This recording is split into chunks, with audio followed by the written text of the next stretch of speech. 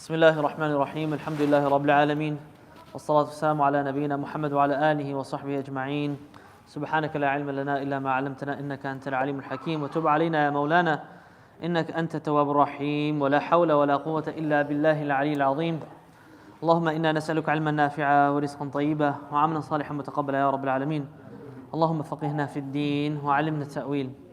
السلام عليكم ورحمة الله وبركاته. اللهم صل على سيدنا محمد طب القلوب ودوائها وعافية الأبدان وشفائها ونور الأبصار وضيائها وقوت الأرواح وغذائها وعلى آله وصحبه وسلم. صلوا على رسول الله.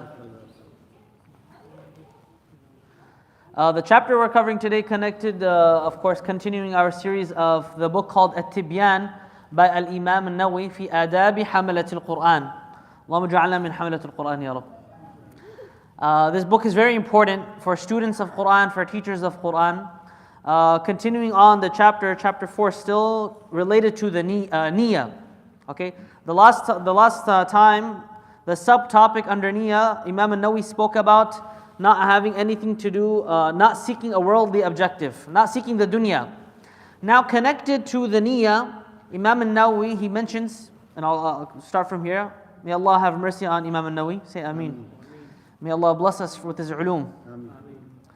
The teacher takes every precaution from boasting because of the many people under his tutelage and who patronize him and who come and go forth and back and forth, back and forth. Meaning that some teachers, mashallah, they have a lot of students, okay? And so they become manfukh. It gets to their head. That's what they say, manfukh min, Shaykh Abdul Fattah, he would say manfukh min ghayri minfakh.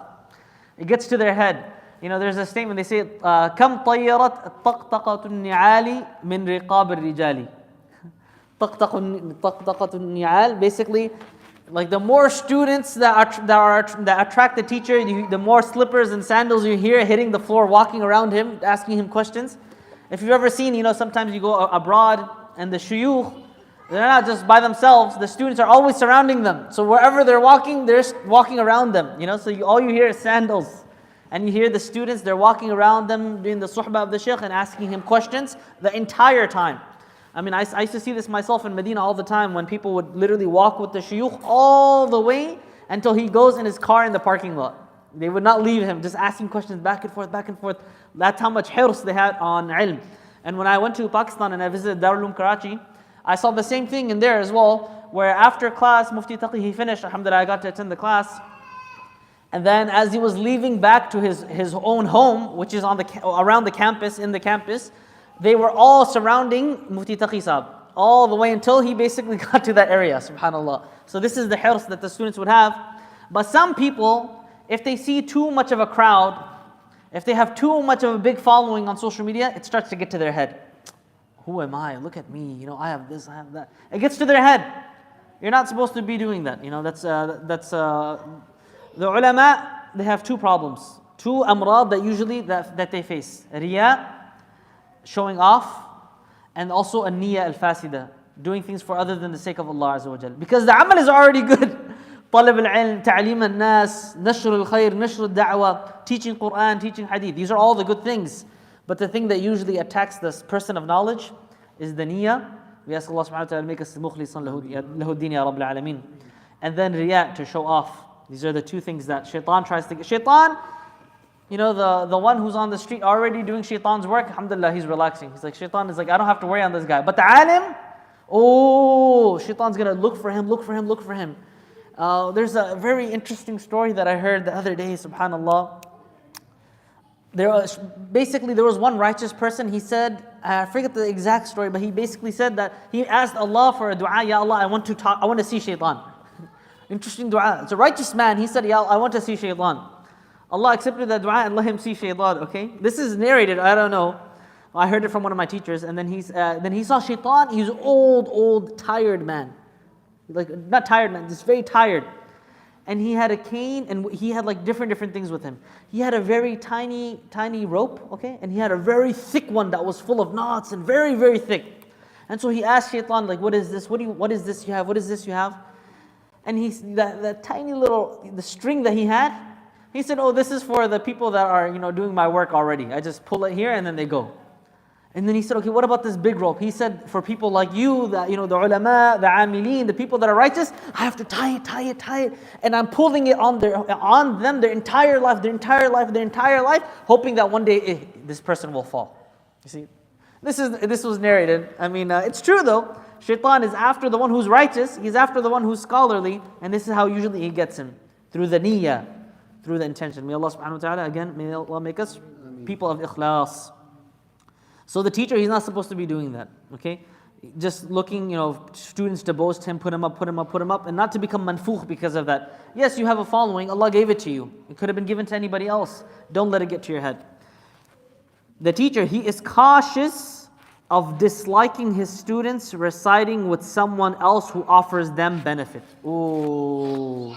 I myself have had many sour experiences with teachers when they don't want you to read to other people. You know what Imam Nawawi says? He says, he is cautious of disliking his students reciting with someone else, another teacher. Oh, why is he going to another alim? Why isn't he coming to me like he used to? He used to read to me. Why is he going to someone else? Why is he benefiting from this other teacher? Who does he think? Who is this other teacher compared to me? Shaitan starts to attack him from this way.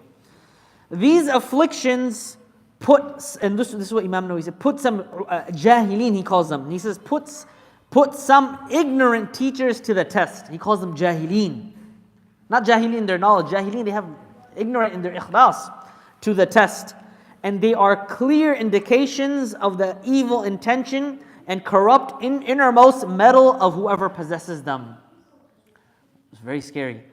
A teacher, he should want his students to succeed, regardless if they are succeeding under his tutelage or someone else's tutelage. Because the purpose is that the student benefits and he gets knowledge. The purpose is that Islam spreads. Not me, I am part of the story. Oh, my name has to be attached to it. No. Your name, keep that separate. Keep your ego out of it. You should want the success of your student, regardless if that success comes from you or from someone else. Whether it comes from your own institution or someone else's institution. Whether it comes from your masjid or comes from someone else, from another masjid. It's all our masajid anyways. Masajid Allah. Buyut Allah Azza wa Jal. Indeed, they are sure proof of the teacher's lack of desire to teach for the sake of Allah Azza wa Jal. Of the noble pleasure of Allah Azza wa Jal. Since if he were to desire Allah Azza wa Jal by teaching the Quran, he would not have disliked his students reading with others. Instead, he would say to himself, I sought Allah's obedience by teaching and it has thus been achieved. In fact, رَيِّحْ نَفْسَهُ. Someone else is doing the teaching that you would have been doing. Alhamdulillah, someone else is doing the job and the goal is still accomplished. That's actually a beautiful thing, So he should not be concerned about this thing. And some teachers, they become very, very upset in regards to that. I'll continue on. Then he says, the student sought an increase in knowledge by reciting with someone else, and he should not censor the student. So in fact, ulama and teachers, they should encourage their students to go and seek knowledge from other teachers. Because all of knowledge is not found in one person. Some of the, Shaykh Awama, Hafidhahullah wa ta'ala umrahu, the great Syrian scholar, the one who resides in Istanbul, in his book called Ma'alim Irshadiyah, he has a chapter heading. These are advices that he gives towards tullab and students of knowledge, people like us. He says, in one of the chapter headings, ضرورة تعدد الشيوخ للطالب. He said that, the necessity of having many teachers for the student. The absolute need of having multiple teachers for the student. Let's say you have one teacher. What does that mean? You have one perspective. You have one understanding.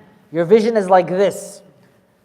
You have another teacher, your vision expands. You have another teacher, your vision expands. You have another teacher, your vision expands. You see? And you get different perspectives. Because not all of knowledge is in one teacher. Some people are very passionate, for example, about fiqh. So they might be experts in fiqh. But you'll find that they're not as strong in the field of hadith. Some people are very strong in Quran. So you'll find them very successful in the field of Quran.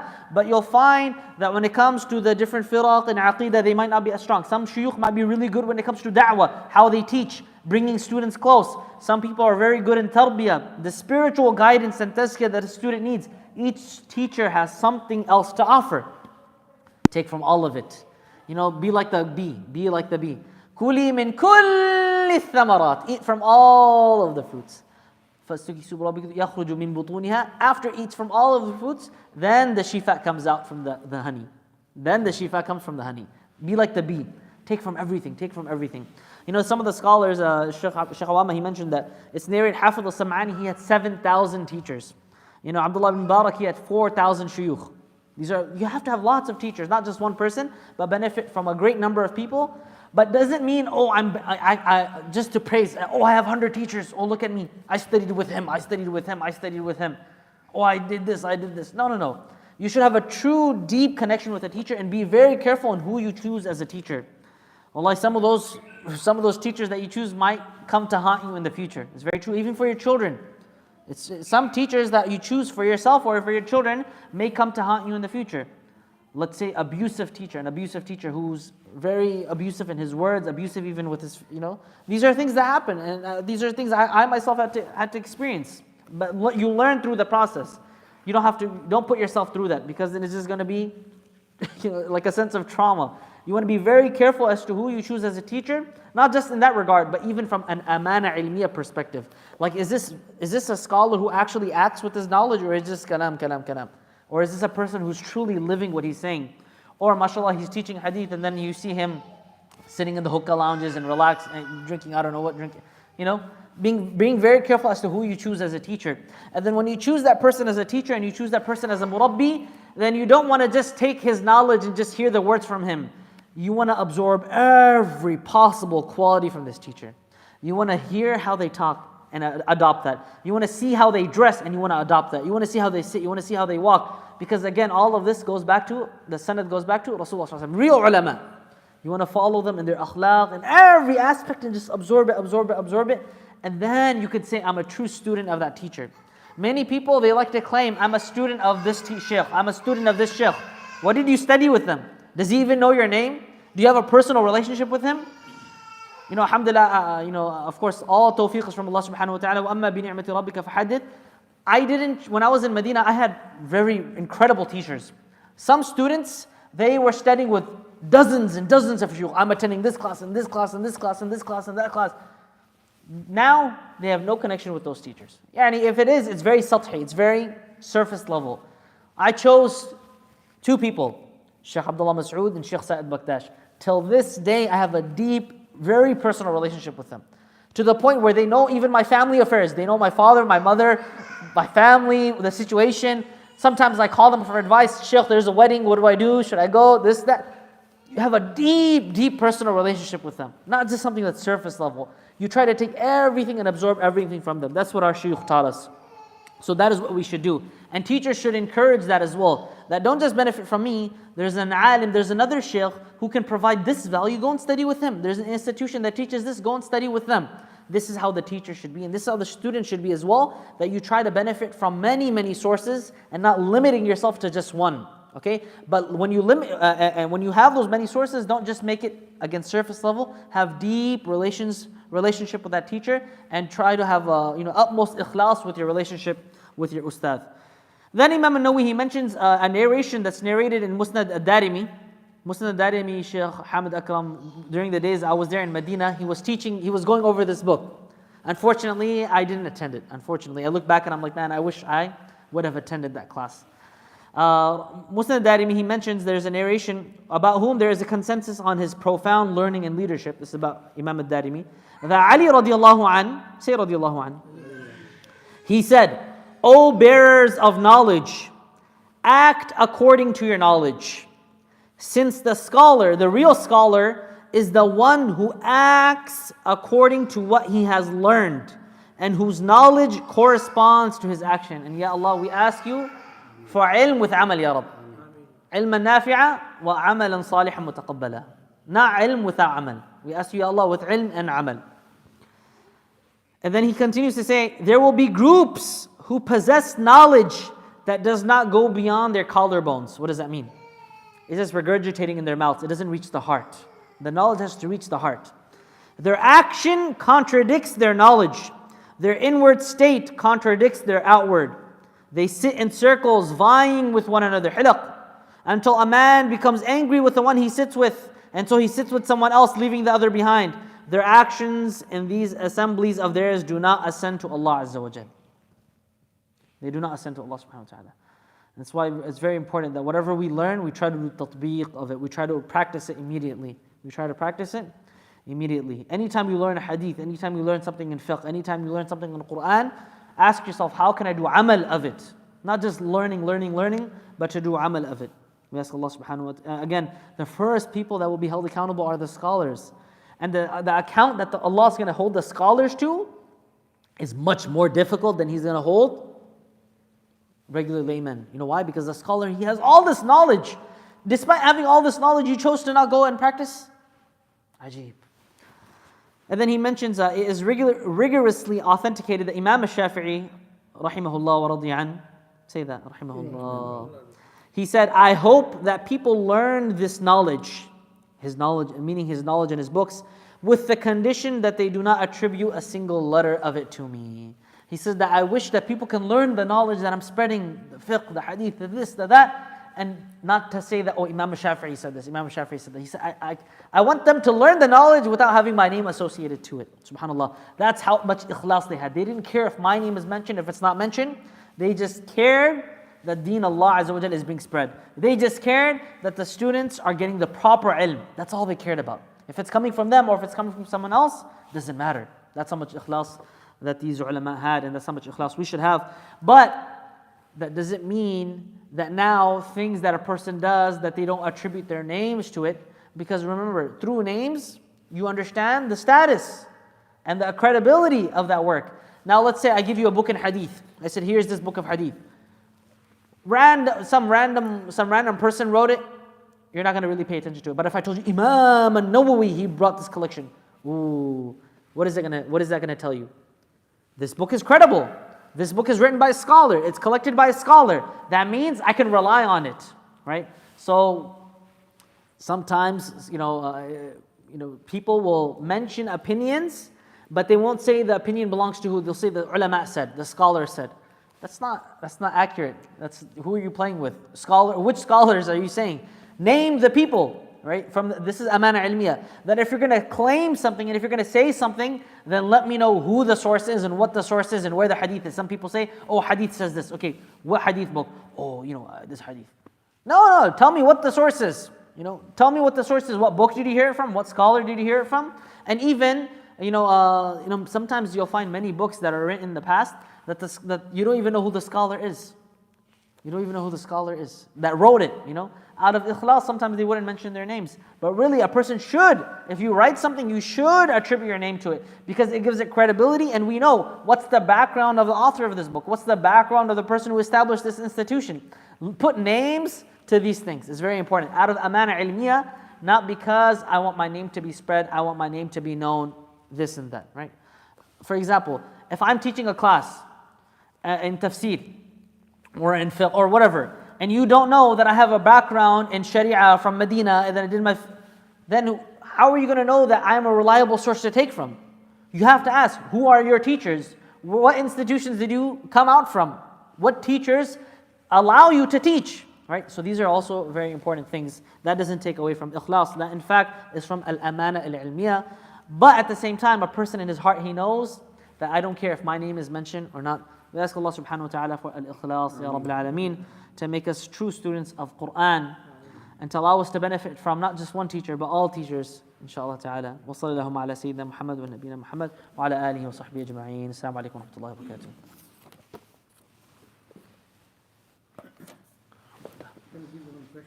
Oh, Bismillah, yeah. Nowadays, we saw that some people learning the Alim course online. Yeah. How much reliable this is? It really depends. A lot of programs online are a joke, but that doesn't mean all of them are. For myself, for the past 2 years, I've been doing online classes with my teacher, a constant daily durus that we have with him. But it's like 1-on-1, 2-on-1, 3-on-1. There's a very personal connection, and so it's different. But let's say there's a classroom of 50 people and they're all on a Zoom call. You don't know if he's listening, he's not listening. Where's the amana ilmiya in that? Oh, I graduated. Graduated what? You know? But online learning is a gift from Allah subhanahu wa ta'ala. A person can either use that gift or they can just waste it away. It's like YouTube. YouTube, you can watch a bunch of junk and or you can listen to ulum and durus and this, that.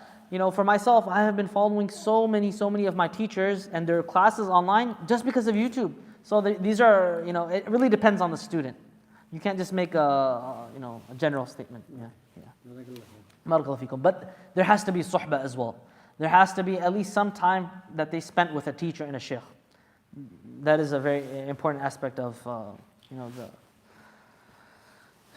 the training of an alim.